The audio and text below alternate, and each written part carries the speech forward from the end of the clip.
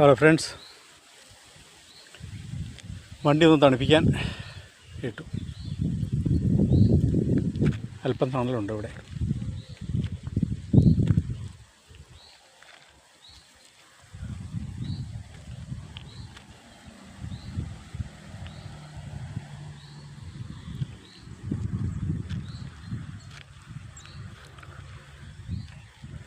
യൂറോപ്പിലെ ഒട്ടുമിക്ക രാജ്യങ്ങളും അമേരിക്കയും കാനഡയും ബ്രിട്ടനും പോലെ ഒന്നാം ലോക രാഷ്ട്രങ്ങളാണ്. അതിൽ ഇറ്റലിയും പെടും.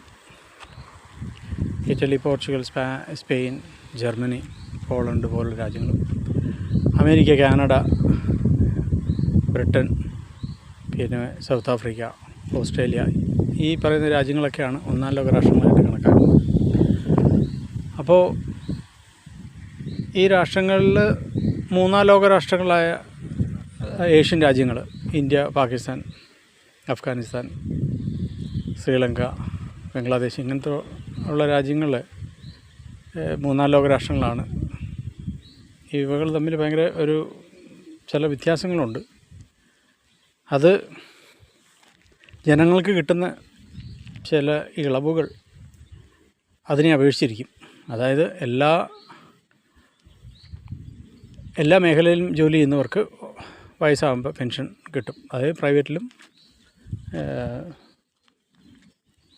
പബ്ലിക്കിലും. അപ്പോൾ ഗവൺമെൻറ് ജീവനക്കാർക്കും സാധാരണ ആളുകൾക്കും, സാധാരണ ഏത് സ്ഥലങ്ങളിൽ ജോലി ചെയ്താലും അവരുടെ ശമ്പളത്തിൽ നിന്നൊരു ശതമാനം പെൻഷനിലേക്ക് പോവുകയും അവർക്ക് പെൻഷനുണ്ട്. പിന്നെ ഫ്രീ എഡ്യൂക്കേഷൻ എന്ന് പറയുന്ന സംഭവം, പിന്നെ ഫ്രീ മെഡിക്കൽ എന്ന് പറയുന്നൊരു സംഭവം. ഇപ്പോൾ ഫ്രീ മെഡിക്കൽ എന്ന് പറഞ്ഞാൽ, ഇപ്പോൾ ഒരു ആക്സിഡൻ്റ് ഉണ്ടായി ഒരാൾ വഴി കിടക്കുകയാണെങ്കിൽ ഉടനെ ആംബുലൻസ് ആരെങ്കിലും വിളിച്ചാൽ അവർ വന്ന് എടുത്തുകൊണ്ട് പോയി ഹോസ്പിറ്റലിലാക്കി അയാളുടെ ജീവൻ രക്ഷിക്കും. ജീവൻ രക്ഷിച്ച് എന്നിട്ട് വന്ന ചിലവുകൾ, ഹോസ്പിറ്റൽ ചിലവുകളെല്ലാം അയാളുടെ ബാങ്കിലേക്ക്, ജോലി ഉണ്ടായിരിക്കും, അപ്പോൾ ബാങ്ക് നമ്പർ കൊടുത്ത് ആ ബാങ്കിൽ നിന്ന് ഒരു ചെറിയ എമൗണ്ടായിട്ടാണ് പിന്നീട് പിടിക്കുന്നത്. അപ്പോൾ അങ്ങനെയുള്ള സൗകര്യം എല്ലാ ജനങ്ങൾക്കും ഉള്ളതൊക്കെ കൊണ്ടാണ് ഒന്നാം ലോക രാഷ്ട്രം എന്ന് പറയുന്നത്. പിന്നെ മാനുഷിക അവകാശങ്ങളും സ്വാതന്ത്ര്യവും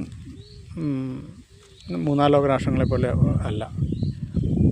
ഇവിടെ നമുക്ക് ആളുടെ അടുത്ത് ചെന്ന് എന്താ പേര്, എവിടെയാണ് വീട് എന്നൊന്നും ചോദിക്കാനുള്ള അവകാശമില്ല. ഇപ്പോൾ രണ്ട് മലയാളികൾ തമ്മിൽ ലോകത്ത് എവിടെ വെച്ച് കണ്ടുമുട്ടിയാലും